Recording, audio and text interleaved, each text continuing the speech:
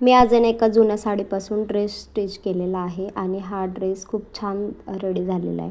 आता 2 कलरमध्ये साडी असल्यामुळे ना वरचा पार्ट पदराचा क्रॉप टॉपसारखा स्टिच केलेला आहे. पंचकोनी गळ्याचा आकार दिलेला आहे. मागचा थोडासा मटका गळ्याचा आकार आहे आणि व्यवस्थित कम्फर्टेबल घालता यावं यासाठी ना मागच्या साईडला हुकसुद्धा दिलेले आहेत. पफ वाईपसुद्धा केली. साडीच्या उरलेल्या भागापासून घागरा स्टिच केलेला आहे आणि जेवढी साडी होती ना तेवढा मी त्याचा पुरेपूर वापर करण्याचा प्रयत्न केलेला आहे. तर घागरा आहे ना प्लेट्सचा बनवायचा होता, त्यामुळे ना जरा पहिल्यांदा शिवताना आहे ना मला थोडी भीती वाटत होती की हा व्यवस्थित मापात बसेल की नाही. पण पुढे तुम्ही बघू शकता की वेअर केल्यानंतर हा ड्रेस कसा दिसतोय तो.